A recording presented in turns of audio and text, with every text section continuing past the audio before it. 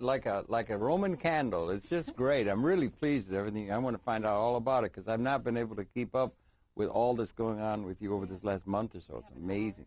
We got an hour to talk about the implications of it, and welcome very much to Conversations, where it's a pleasure to present Paula Gloria, a regular here on Conversations and also on Manhattan Neighborhood Network and also on the YouTube all over the world and also on radio shows that go out to millions of people, and she's just moving so very rapidly, and is one of the stars here, if you would, at MNN. And Paula, welcome so much. Always, always, always good to see you. Thank you, Harold. Yeah. You know how much I like being on your show and how much you've inspired me. Well, I don't know, whatever on that. But anyway, I wonder, maybe we could take, because we got a number of programs with you, but maybe you could just quickly, because I know you've had a very interesting life's path, but what brought you to public, what preceded you? Oh. Now, just within a 5 or 7 minute period of what preceded your coming on to the scene, as it were, here in New York public access, and then we'll get on with what's been going over in the more recent experience, which is taking off in new dimensions. But give us a quick summary of you. Well, thank you very much for asking me that, because I was a little frustrated when Howard Stern asked me that I couldn't answer, because it was so important how I got into public access. Basically, after I made a fortune in cellular telephone licenses, I was telling one of the men who was responsible for me knowing about that opportunity that I was going to do the next thing happening at the FCC, which were licenses for wireless cable. They called it MMDS, multi-something or other. And I put the applications in. I think I invested about $100,000 in preparing the applications, and the statistics, you know, should have been similar to cellular. And all of a sudden, they just reversed the rules. They threw out applications on the most minor technicalities you could imagine until thousands of applications were just thrown away. Including yours? Yeah, including mine. Yeah. And then they sort of took the technology and kind of shelved it. It never got used, apparently because it was competition. But when I was... To the cable companies? Yeah, to something that was consolidating. And one of your guests was talking about who controls media. You can find them in a phone booth.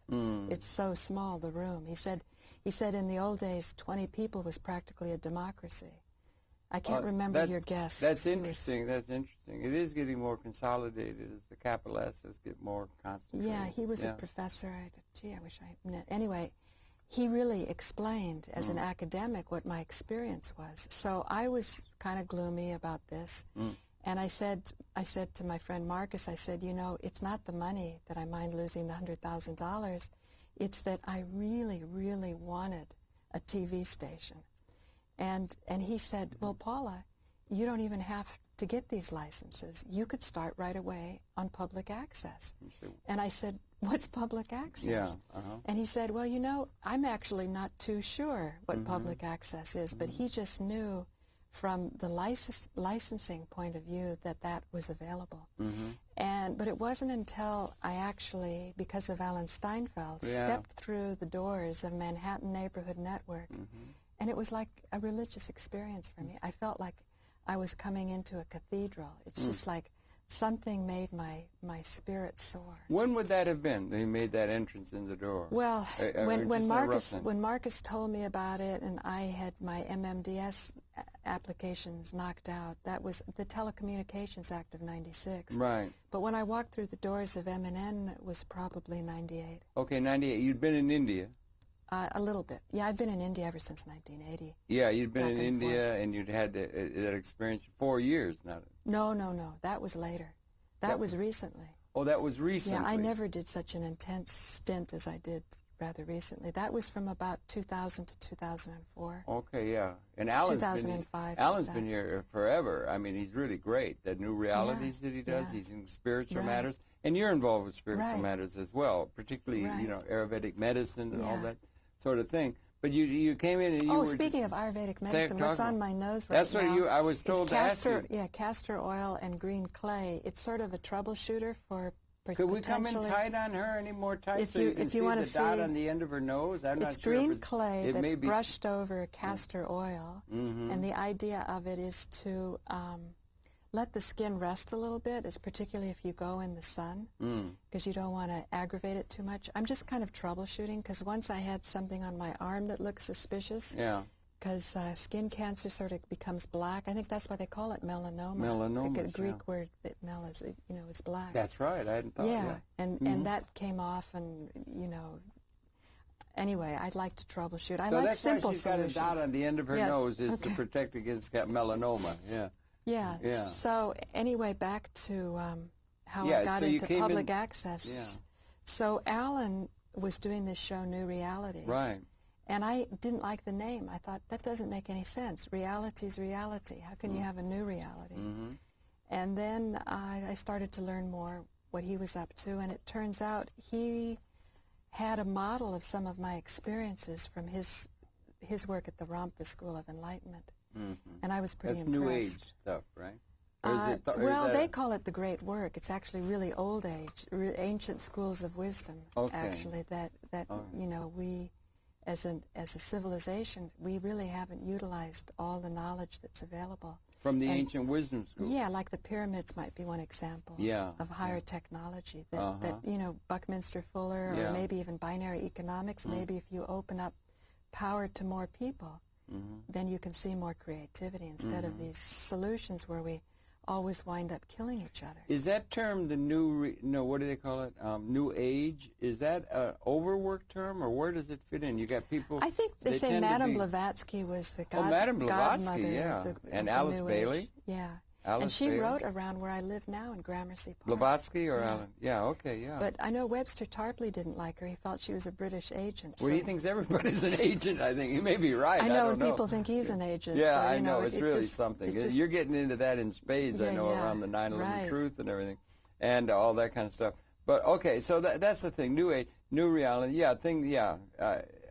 Okay, and that's spiritual, a lot of spiritual things. It's usually considered kind of fluffy and not very serious, but the master that I studied with in India said, Paula, you should give India a second shot, because I figured I'd been there and done that with Maharishi. Deepak Chopra was just coming on the scene in 1980. Right. And he wanted to talk about the Divine Mother, or another mechanism that involved the miracles. Is the Divine Mother a general term for female function in the universe or something, or is it a kind person? of more about the power instead of the consciousness? It's about demonstrating into creation the elements, earth, air, fire, and water. All of the healings, any of the healings that are done, would have to do with that mechanism. Right. Yeah. And also a lot of sacrifice. To get something, you give something.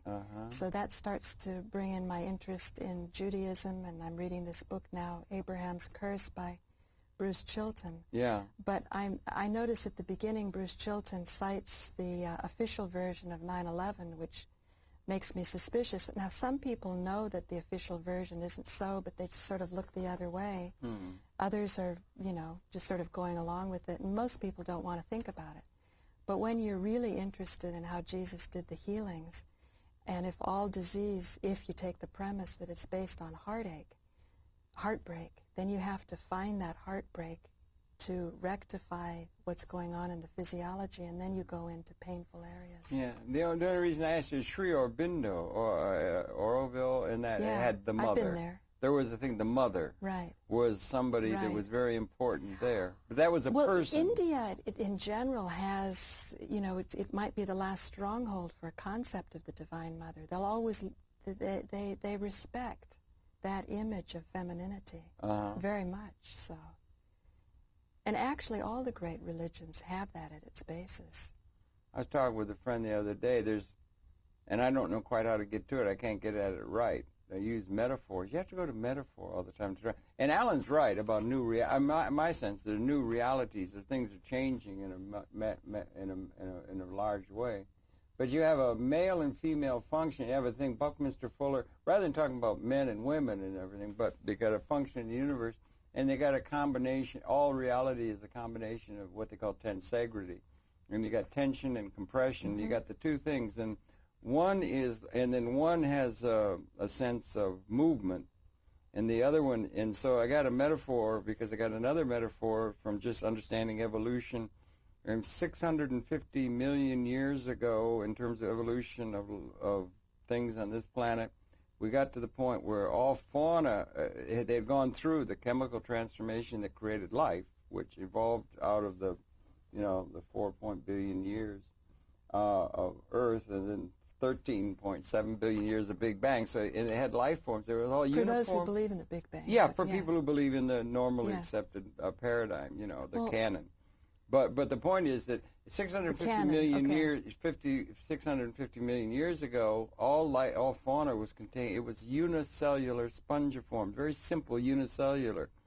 And so you've got to think they reached that point, and then the male function, it's got an arrow, and it will be change. Move.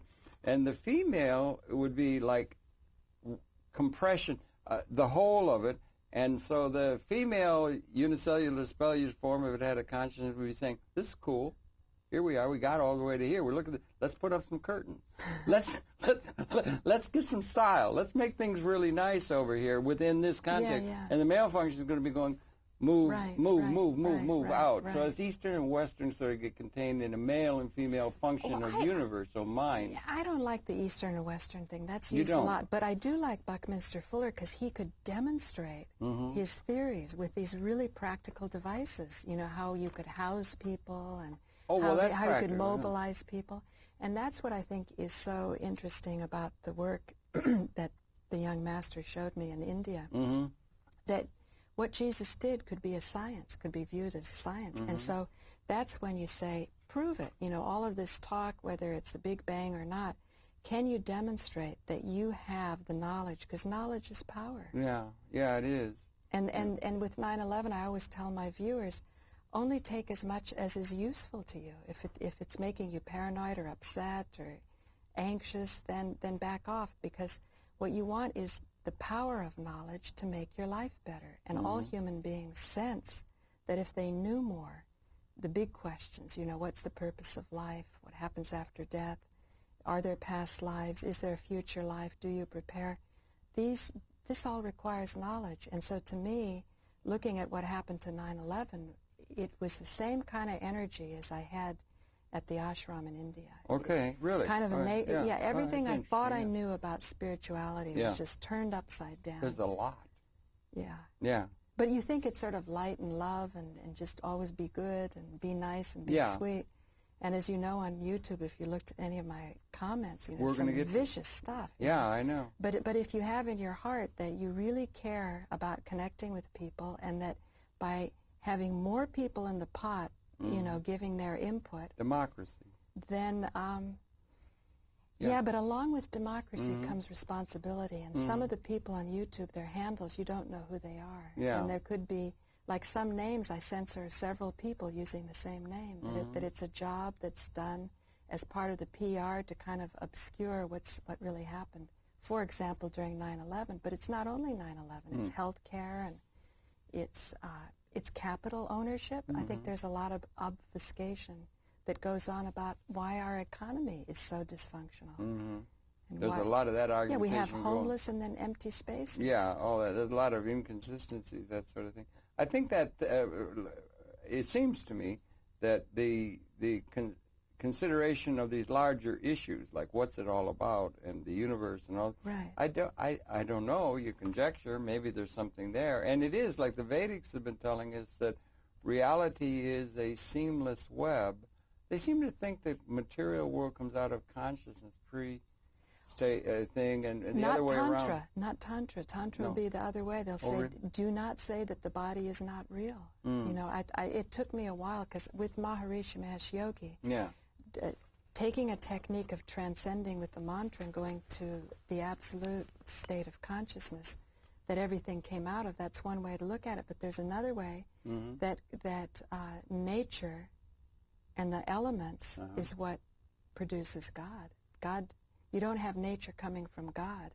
God comes from nature. Well, and that's, so we've only seen what you're talking about, one seamless web, and that it all comes from consciousness. But in India, there's another tradition. Is that the Tantra? No. Yeah, Well, they've got so many different takes it's on about things. the body and physicality and power objects. But and collectively, mantras and yantras. And right. But and they got different disciplines, but achieving all that. But the thing is, I think in terms of the consciousness or levels of consciousness or being able to, I don't think that those issues are able to be considered by anything other than the Homo sapien. You know, I mean, I think most of the creatures do not think or are able to think. It had to wait for us to get to an evolutionary stage to where we could consider this in a self-reflective way, an evolution of consciousness itself. Right. 4 million years ago, we were contained in Australopithecine, and that was a whole different species. Well, you know, I've been just so eager to watch Mystery of the Sphinx with you. I know. We got to set that up. We got to find some time to come and sit down with some popcorn. Because the water erosion on the Sphinx shows that humanity is a lot older than what you're citing. Oh well, humanity, yeah. And that it didn't evolve in that way. That why are the more recent pyramids more crummy, and the ones that are even more old are more beautiful?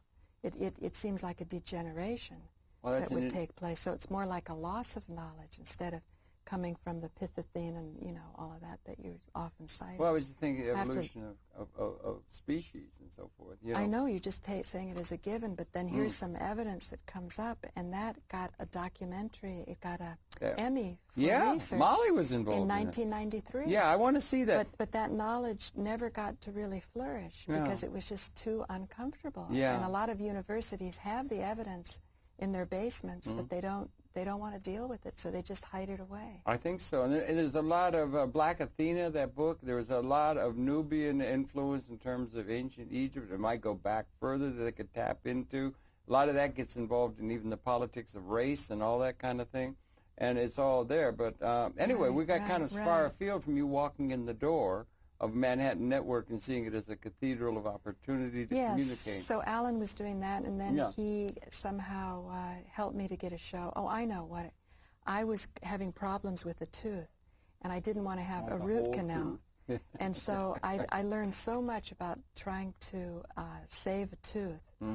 And as a result of it, I had so much knowledge, and I was just it's so interesting.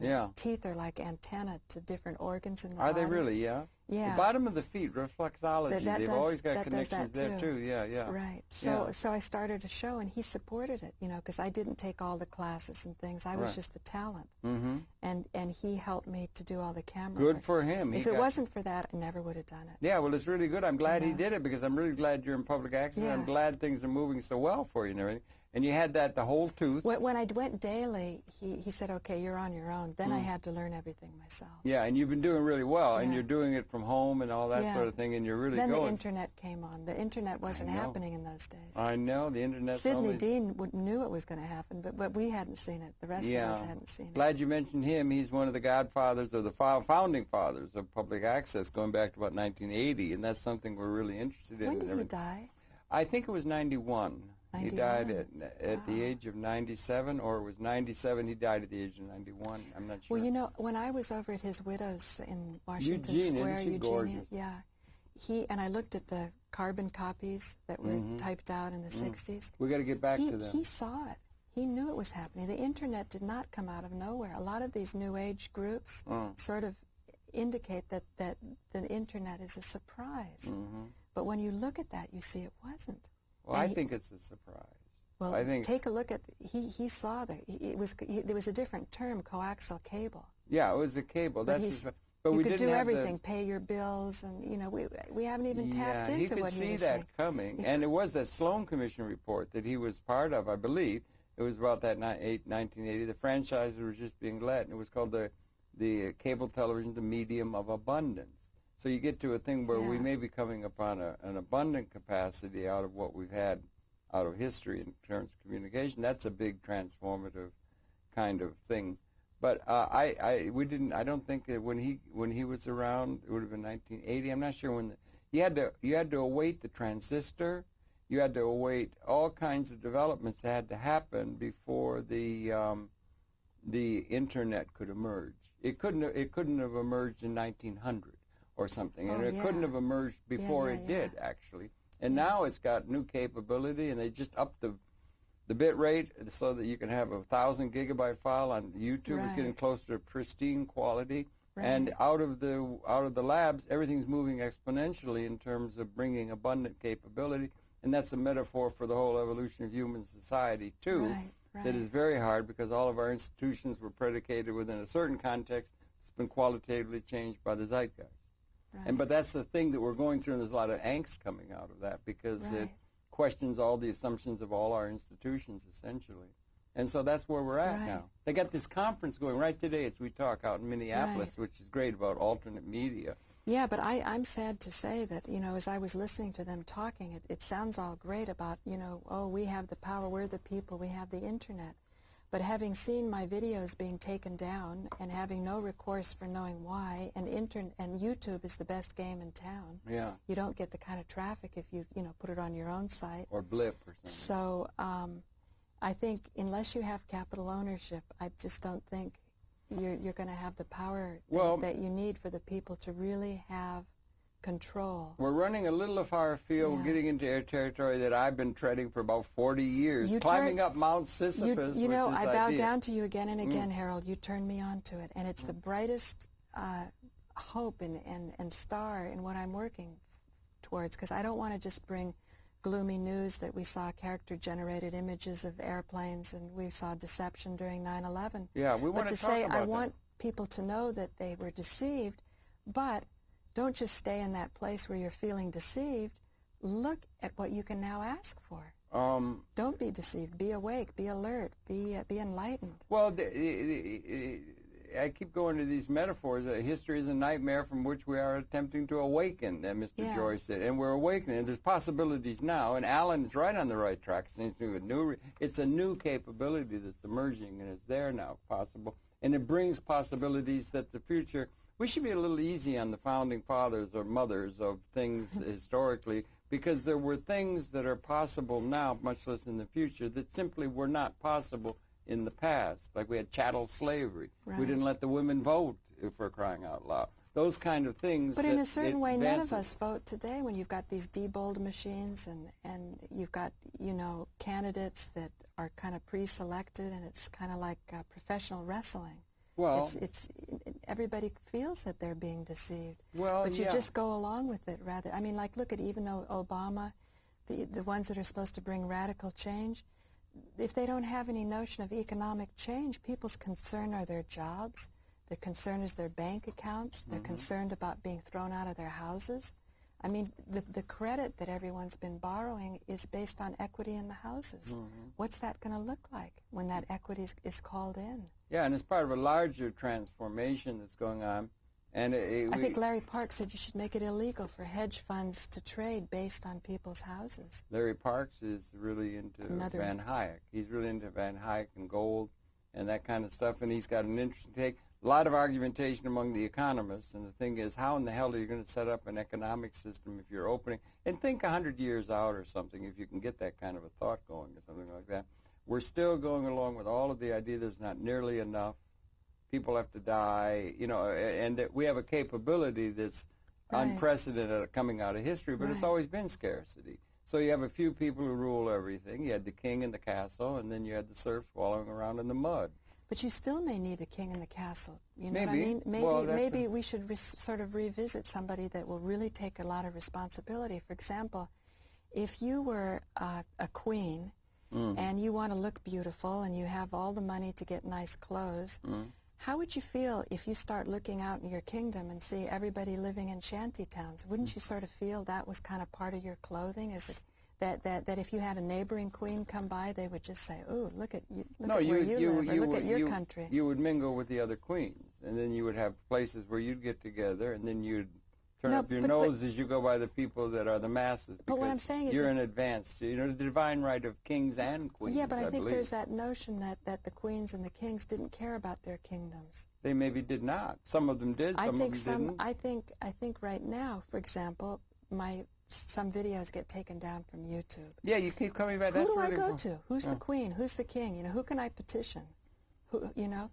And people say, oh, you can't do a lawsuit against YouTube. It's totally impossible. But you can't sue City Hall. What about Gisela Weishaus? Look what she did. She was the first plaintiff from Auschwitz to sue the entire country of Switzerland. Yeah, I know. And look she started it. But she sued the country or the banks or something. I'm not sure how this all.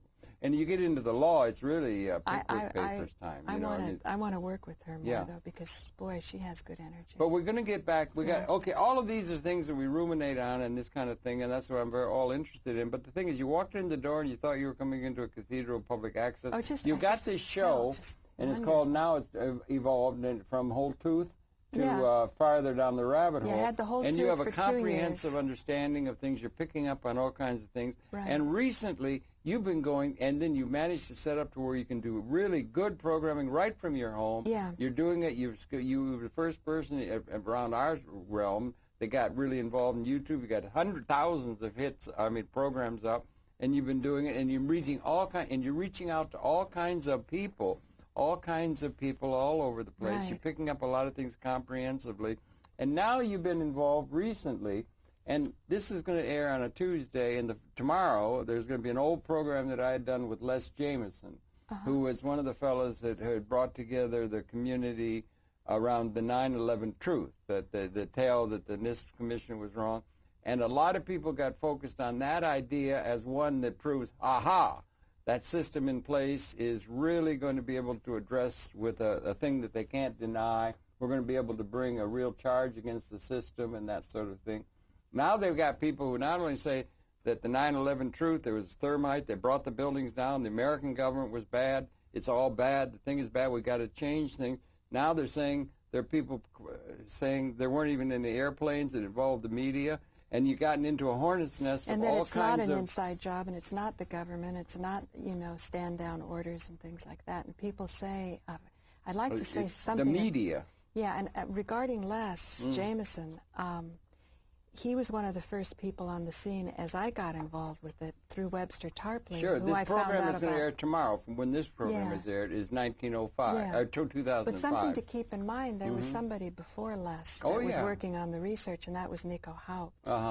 And that research that Nico did, he continues to do. So the consolidated groups that come after that say this is as much as people can understand, they tend to not investigate more deeply. And my concern is that if you don't investigate more deeply, you don't really understand what happened and then know how to rectify it. Could I say something here? Yeah. You say farther down the rabbit hole, always going deeper. I've talked to you on a couple of occasions. What about going wider instead of deeper? Because a lot of the problems that arise in some people's mind is that there is not a comprehensive, wider understanding of things rather than going in the depth. Because you can go in tremendous depth in any discipline you want, and you'll be lost. That's what I'm saying. Skin cancer. Yeah. The relationship between skin cancer and how the buildings came down, to me, that's comprehensive. If you go deeply, deeply into, radiation and chemo and things like that, you can get lost forever. And likewise, you can go deeply into the thermite stuff, but you can do a few simple things. First of all, thermite was demonstrated at Burning Man. It doesn't explain how the towers came down. Recently, I heard that there Burning was Man's that gathering of cyber people by and large. Right, in the Nevada desert, where they make installations and then they burn them afterwards. It's fun. A lot of the leading edge people in cyber world go there. Yeah, and I'm sure that people who did the demonstration were really believing that Stephen Jones was telling the truth, and he didn't have another agenda going. So in a good, open-hearted way, they set it up, and oh my God, it doesn't work. That's the Divine Mother. That's the principle of the 5 elements. That's the spirit of the Renaissance. Well, that's is the not spirit to of the take sign, it from somebody what things are doing. See what they're doing. Demonstrate it. Look at it. Well, isn't that part of the scientific method? Yes. Oh, that's what the scientific method tries to do. But when people worship credentials and say, oh, Stephen Jones must be right because he got kicked out of his university, well, you can just script that act also. Well, yeah, but do we know well enough the whole context of... If you know thermite doesn't work, but recently I found out there was a guy at the turn of the century, I think it begins with Kettering or Ketter or something, and he was working on dustifying quartz in order to get the gold out of it. Yeah. Now, if you could dustify quartz, now that would be something that would better explain what happened to the buildings. Okay, but that premise, the premise that has meaning, I think, that makes people get very, is that, and it'll be hard, maybe some people viewing it wouldn't even know what you're talking about, but that it wasn't 19 Arabs that came over here and knocked down the buildings. Well, this guy talks about 19 Arabs. Yeah, okay. And I went to India because of 19 Arabs to find this hatred and animosity in the Muslim world. I didn't find it. I didn't find that hatred and animosity. They had no idea. I'm sure in Afghanistan, the majority of people that were limbless and, you know, all bombed had no idea about this going. Yeah, but the point being, right, is that you know, well, the point being, if their flights were canceled 10 days before. Now that's going into a detail, but the pattern is that you have that the 9/11 truth that Les and Frank Morales and others, and you know, then there's a whole list of people, Stephen Jones, all kinds of people do research, and we were told to be saying that it was 19 people from Arabia, and then they brought the building down and all that, and then that's accepted the thing. And then they took a question of that and said that the premise was that the United States government was involved, or people within the United States government was involved in bringing those towers down. And that's a dangerous premise. The way it is, and that's the way the Nazis were involved in the Reichstag fire in Berlin in 1933. That you can get people, and then you could build a power base and a political power base on the base, but that it was this system. And so there's a lot of people, we're at a time where we have unlimited capability to bring abundance to everybody, or we have weapon systems that can wipe out those species. And the peace movement never looks at the angst. weapons. So people are going to try and find somebody to blame it on. Right. Or something that, what's causing all this thing? Why don't we do things right and everything? Right. And so they do that, and so that premise was put forth by that 9/11 truth movement, and now they're saying it wasn't that. And it seems, if I may, I don't understand. I like Nico. He's like funny. And we want to get to Howard Stern, because you went on Howard Stern with enormous outreach all over the world, but they're saying it wasn't just thermite or that there are secret weapons, you know, that have that they're doing research with, like before they had the atomic bomb blow up, they were doing the research and they had weapons, Star Wars, you know, Strategic Defense Initiative, all the weapon systems we don't know that pulverized the building, and they were testing them, and that's what brought them down. So that's a detail of the fact that it's a cabal who has taken over for some reason. That's the overall pattern. It's not No, it's not a detail, well, because you're not going to finger the right cabal if you're talking about those who don't have access to the weapons. That might not even be the military. All right. It might not even be the military. But it's still, the premise is there's somebody out there, or there's something out there that brought them down. Right. That's the premise. And it was somebody that would have to involve the system. And so what there's angst about is the system, because the system's not right. And so you'd have to go out, why are they doing that? Why would they do that? Why isn't the system right? Those are broader, not deeper questions on the question, how come everybody feels so anxiety-ridden as they're thrown out of their homes and all kinds of things that are going on, other than the details, rather than going in depth. You answer me. Who is it? I have no idea. I don't think there's anybody. It just happens accidentally? No, I don't think it's that. I mean, I don't want to go into that really, but I don't understand why they, the premise itself seems to be, you know, quite enough, you know, in terms of trying to find the detail within that. It's like going to a doctor with a problem and saying, just sort of tell me about it, or the details, and then you don't fix somebody. Well, that's a problem that we don't have. Yes, in a certain sense, at a metaphor level. I say we do have the solution. We have the solution. We have a solution. What's the problem? What's the problem? I think the basic problem is, well, like Robert Ashford said regarding capital distribution, people say, oh, it's human nature, they're greedy, they'll never share. But even if a person was greedy and they owned a lot, by opening up capital ownership, you would be richer. The only advantage you wouldn't have the satisfaction of you being rich because somebody's poor. But I'm going to gamble on the fact that there's not many people like that they really enjoy being rich because somebody's poor. Yeah. I think most people with wealth would really be happy if other people had the same or more, or they had more, Perhaps whatever. so. You see all the emotions that get worked over a soccer game? We're number one. We're number one, we're the winner, you're the loser. But I think all that stuff coming out of history. But what about when the enemy team, so to speak, hits something, goes way out? I felt those moments where everybody cheers because it was just a spectacular feat done by a human being. I've seen those moments too. Yeah, the fella just climbed the tower yesterday, the Times Tower. He got to the top, and I was coming home, and I'm coming along 8th Avenue, and everybody's pointing like this, and I had to go to the corner of my corner, where I am, and everything, and there he was. You could see him. He's climbing to the top. It was like King Kong or Spider-Man or something. And when he got over the top, everybody in the street cheered. Right. Even though he's going to be arrested and so forth. But that's something. So people are going to try and find the something like that that'll turn them into a star, and then they've got the answer, in one thing, whereas it's a very much interrelated thing and so forth. You're a star, Harold, and you have an answer. Well, No, I mean, for 40 years, and you should have confidence that people can understand it. Well, even if you've been ridiculed and shamed for all those years because the answer is something a bit outside the box. It wasn't until I was crewing for you with Robert Ashford that the penny dropped for me, and even Robert says he doesn't think you can read it and get it. It's almost like an initiation where you have to see, wow, we have unutilized capacity. Yeah. We could include more in this game. And why do we keep going down this path of obfuscating it, of hiding it? And I think a lot of it has to do Now, what has that got to do with no airplanes on 9/11? Because somebody's hiding it. Well, yeah, okay. Somebody created deception. But what I'm trying to say, when I said before about going deeper, you're going to go deeper into the conspiracy of who was at fault, who was the son of a bitch that did it, and everything. Go deeper and deeper, when really what it is has to do with economic insecurity and the acceptance of the system. So that's wider.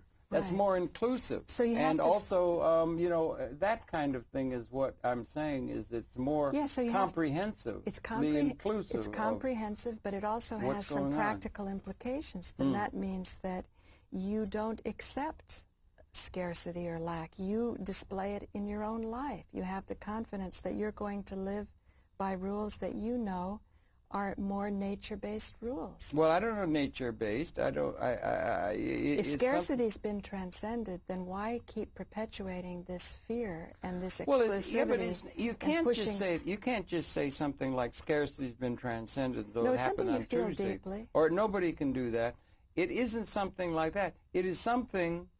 It's just like the metaphor, the fact that we have weapon systems now for the first time that can destroy our whole species in a half an hour. The type of weapons that brought down the World Trade Center has been in existence for 50 years. All right, 50 years. But it hasn't been at the forefront. It's you kind of entertain people with elections and so on, and you're kind of aware that they're worried about their jobs and their houses and things, and you sort of keep putting these sort of bandages on. But eventually, I mean, you had a chance in 1974. We could have had a very different world if in 74 people really got it. You were with a powerful man in government. Can you tell people? Yeah. That's the thing. It was very, very important. Yeah, that was a life well lived to have had a moment like that. Well, others, that's the thing. But you don't say scarcity has been transcended like that. Robert Ashford doesn't even think that's necessary. No, he doesn't think you have to bring that up. All you have to do is have the economics whether right. it's scarce or not, you can still have a binary model. I think there's been a qualitative transformation in that. But the thing is, if that's the case, then the principles under which all our institutions, all our thought patterns, our notions of human nature, our notions of everything are qualitatively transformed is too big for people to be able to understand. The educational systems, all of our institutions are then brought into question by that premise, and it can't be accepted. It's not at all practical. I don't believe... You have to lay aside with the historical pattern. I don't believe you really believe that. Believe what? What you just said. What? Yeah, I do. Because it makes a person in despair and depressed. And And yet I see you work relentlessly. There's something that... I've seen that from the very beginning. One interview I did with you, and I just came back from India, and it was... I kept saying, why is he interrupting me? And I listened to it again and again and again, and then I saw something that was really motivating you. You have a really high vision, and maybe you're discouraged that others can't grasp that, but I think they can. No, what Otherwise, I'm saying, why would you be on No, YouTube? what I'm saying is that what has to be grasped is so comprehensive that it's almost, it's not at all practical. to way all of our institutions are set up. Yeah, but you so only... then that's the system that's in place, and we have to have some way of dealing with that to where you subsume that system in a liberating order rather than an oppressive order that has been the history out of which you're emerging. So, for example, like speciating. So Nico Haupt, after his group was infiltrated by Les Jameson, taken over, and he was See, now kicked you're out, into it. Sounds like Trotskyites. Then he... No, just look at the history. Who's doing the research? You say, oh, that's just a detail. We've got enough to just get flying. But I think if you can inspire people to look at the details so that they can come back to the comprehensive and say, oh, this principle will help this in my life.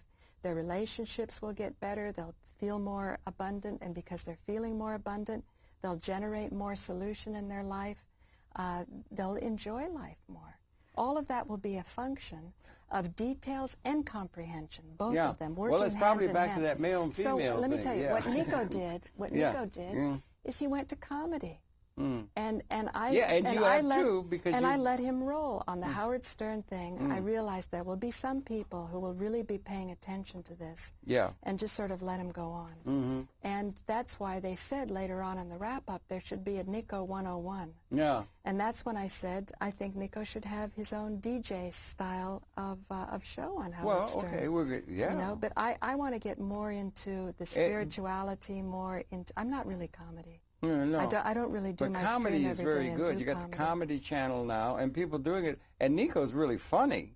And Nico Hitler, he's going to gas all of the truthlings. He's going to do that. He's digitally gas Al Duffy's taking the name Al Qaeda, and they do that. You got Howard, you got Colbert doing it with great sophistication. Al Qaeda is a trickier one to pull off because that can be easily misunderstood. Well, the enemy du jour is now the Arab world and Muslim and Islam. Hitler's dead and gone. Yeah. He still gets a lot of emotional reaction. But it's there. But then if you get to the what's really involved in terms of all that, well, it comes back always to economics, and we don't have any. And so we got a movement going on in Minneapolis now, and there's not an alternative that's worthy being presented by the intellectual community. Understand how are we going to set things up?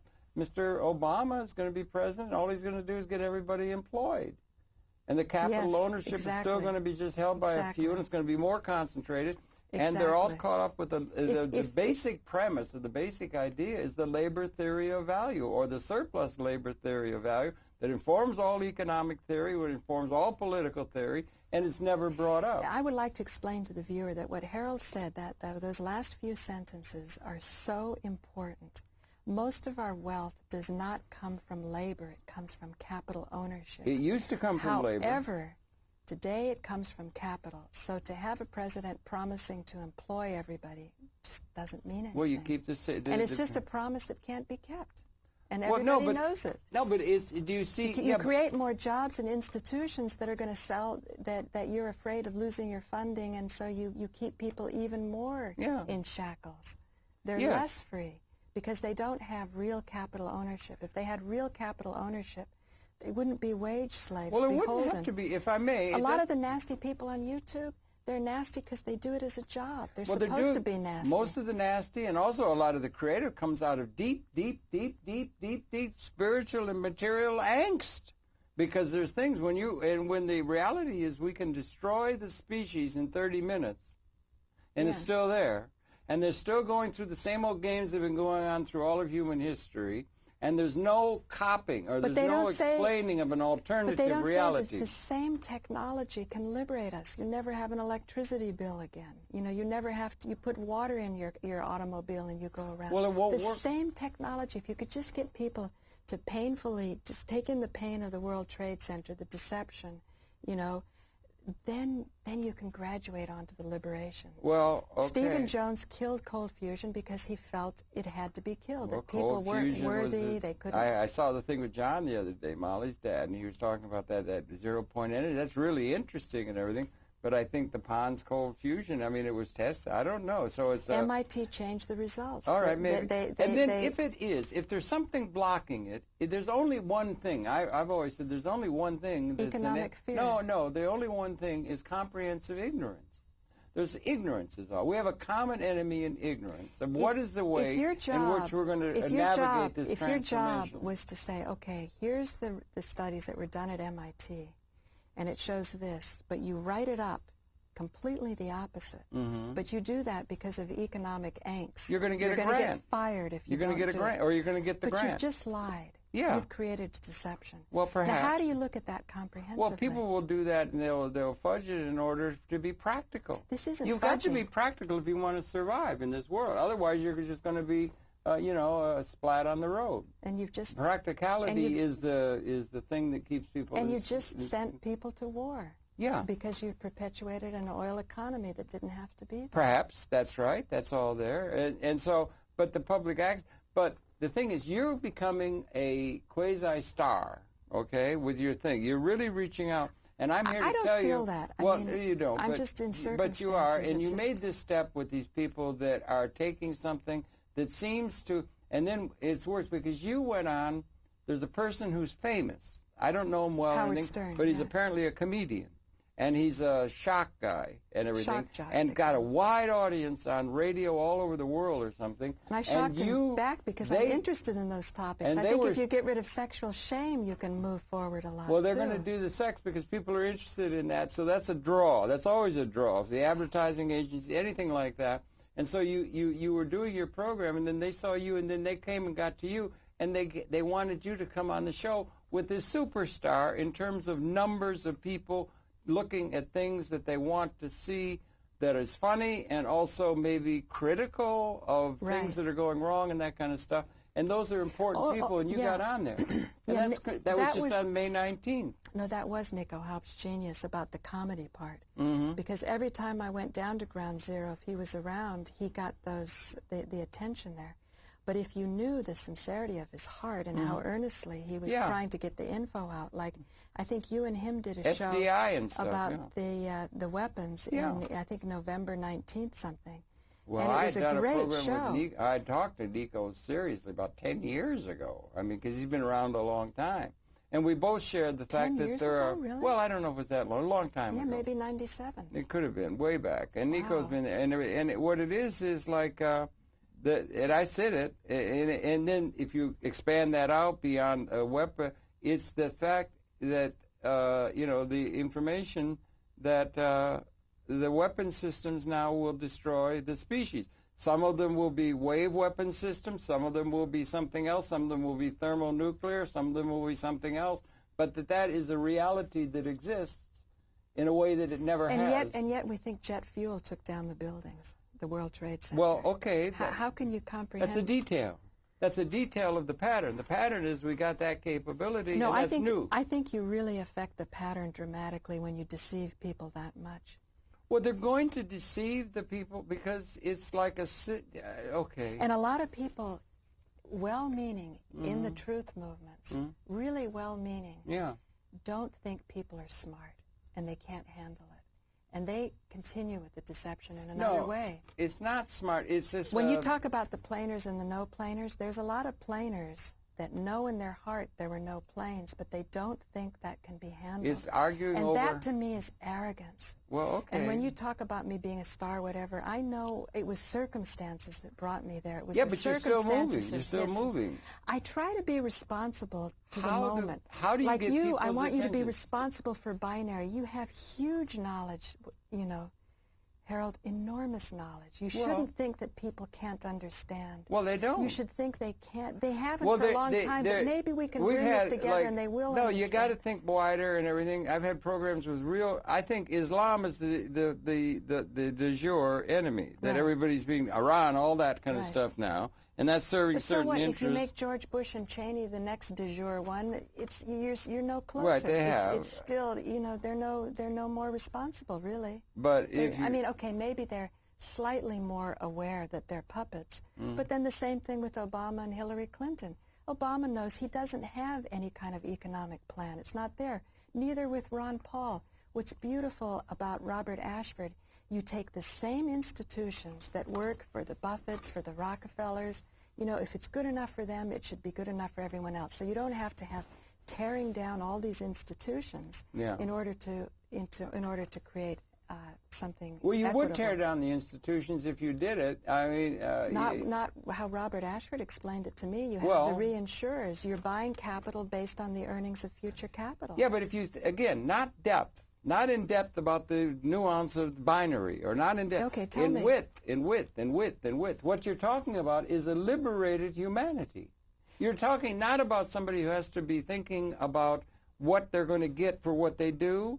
You're talking about people, a completely different notion of human nature. Then by that same token, Harold, if someone said, oh, you got all these hits, that shouldn't affect me any more than the nasty comments I get on YouTube. Both of them are irrelevant to achieve what you're talking about. Well, they wouldn't know what you're talking about.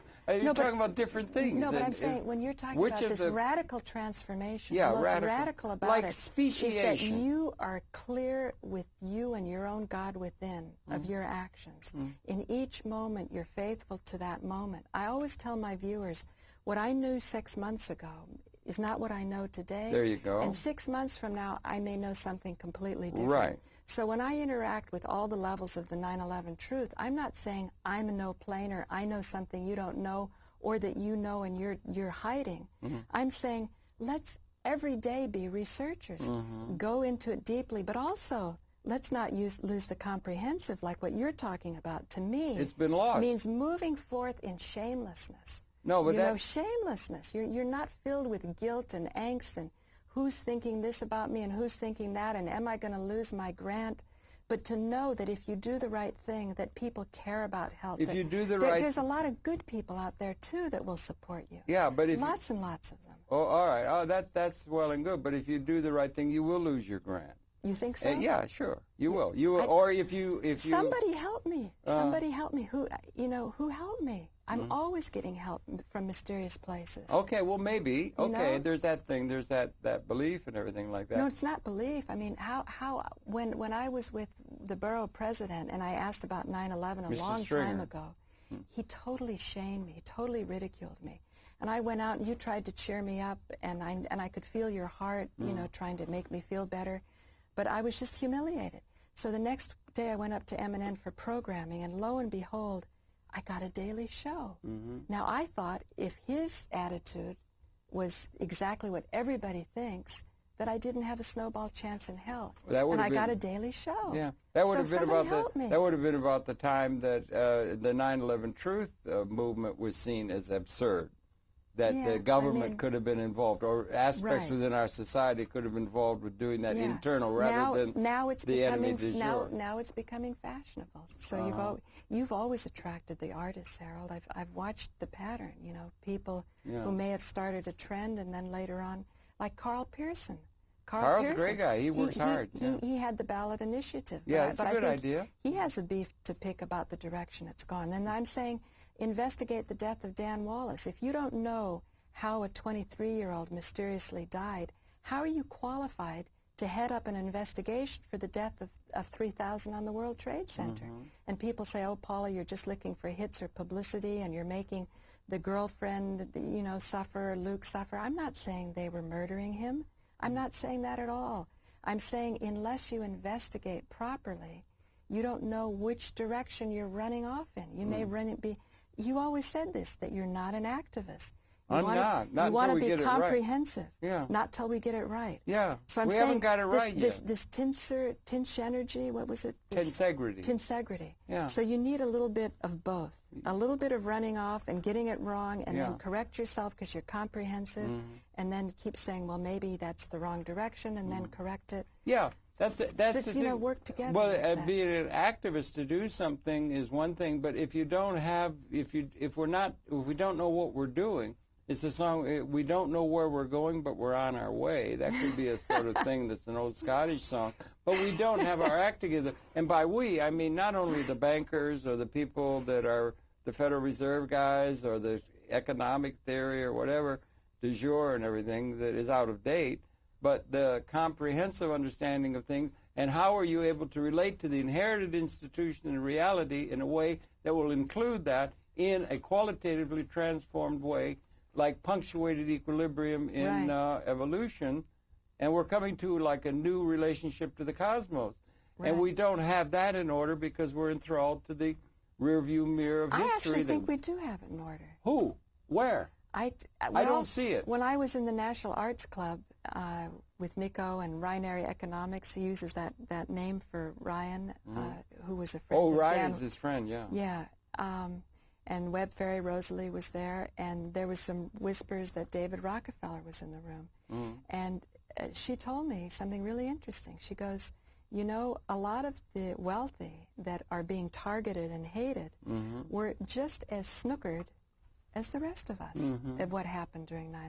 Yeah, it could be. And so it's for the sake of sort of getting out of being snookered that you look into those details. But I'm not immersed in details either. When people want to know when were the flights canceled and things like that, I was hoping to organize PaulaGloria.com so I could be like a good retailer. That's your other site, yeah. It's my other site, to try to retail the wholesale knowledge so that it's easily available.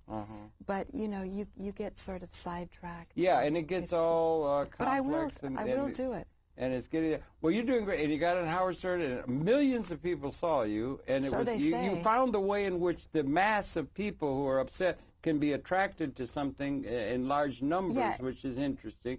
And that's the thing you're doing, and you're in public access. A lot of people were disappointed on all sides of the camps. I had my presentation at St. Mark's with you did on nonviolent. No, it was canceled because I was on Howard Stern.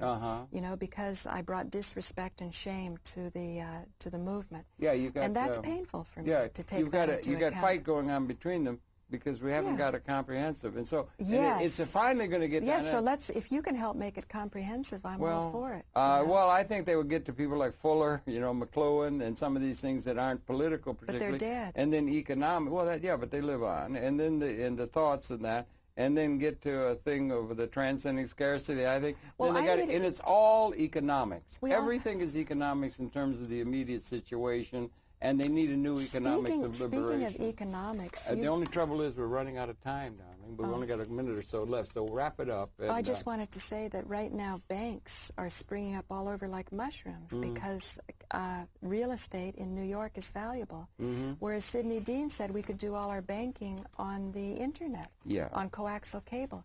And I can't find a venue for a physical place where I can give a discussion about nonviolent communication in corporations, because I was, you know, escorted out of St. Mark's the other day. Because of the dimension, because some people think they have the truth, others We don't. need a physical location, economic. Anybody out there that has a physical space, please tell the Concordia Foundation. I'd love it.